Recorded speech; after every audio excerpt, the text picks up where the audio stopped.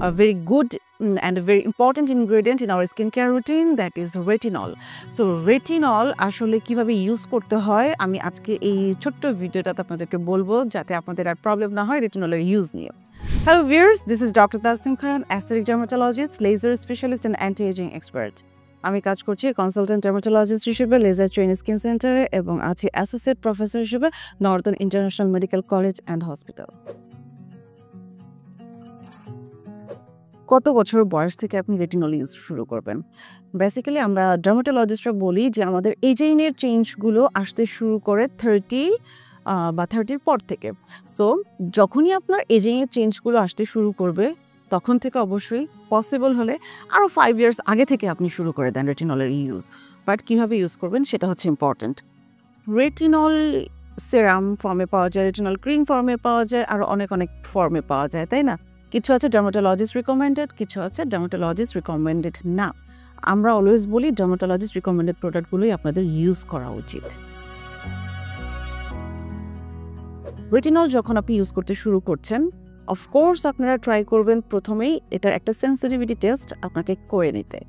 যেমন আপনি ফেসে ইউজ করার আগে আপনার নেকের একটা পোর্শন কিংবা হ্যান্ডের একটা পোর্শনে আপনি কয়েকটা দিন ইউজ করেন, দেখেন আপনার কোনো ধরনের এনার্জিক রিয়াকশন হচ্ছে কিনা। যদি না হয় দেন আপনি স্টার্ট করে ফেলেন রেটিনল। রেটিনল হচ্ছে ভিটামিন এ ডিরাইভেটিভস, আমরা অনেকেই জানি যারা আসলে স্টাডি করে এই জিনিসগুলো নিয়ে। সো রেটিনলিক অ্যাসিড, এটা ডিফারেন্ট ফর্মেট আছে, ফর্মের সাথে হচ্ছে ডিফারেন্ট কনসেন্ট্রেশনে কিন্তু এগুলো আপনার সেরাম ফর্মে আসে বা ক্রিম ফর্মে আসে।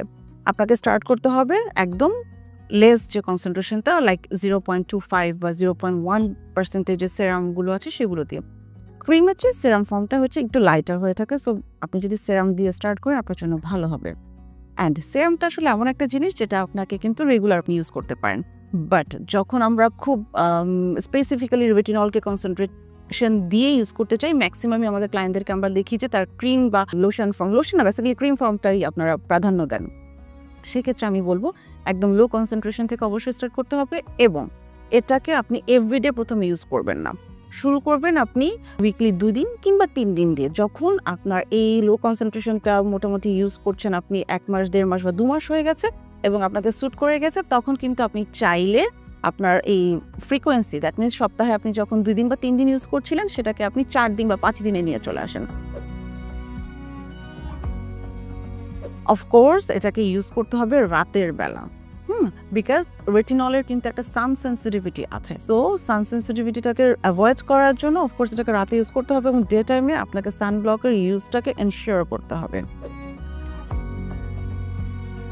যাদের স্কিন অনেক সেন্সিটিভ কিংবা হচ্ছে ড্রাই স্কিন, তাদের জন্য কিন্তু রেটিনল ডিরেক্টলি স্কিনের উপর অ্যাপ্লাই করার চেয়ে বেটার আপনারা আগে ফেসটাকে ক্লিন করেন রাতের বেলা বা ইভিনিং আওয়ারে। যখনই ক্লিন করার পর আপনি লাইট একটা ময়শ্চারাইজার ইউজ করেন, লাইট ময়শ্চারাইজার ইউজ করার পর দেন আপনি রেটিনলের যে ক্রিমটা আছে সেটাকে আপনি ইউজ করেন এবং পসিবল হলে বা আপনি যদি চান তার উপরে কিন্তু আপনি আবার কিছুক্ষণ পর আরেকটা লেয়ারের ময়শ্চারাইজার ইউজ করতে পারেন যদি আপনি ক্রিম ইউজ করেন।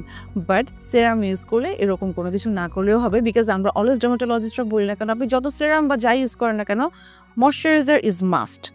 সো রেটিনলের সেরাম ইউজ করেন, আফটার দ্যাট আপনি একটা গুড ময়শ্চারাইজার ইউজ করেন। সো আই থিঙ্ক ছোটো টিপসগুলো যদি আপনারা ফলো করতে থাকেন you will get a good result.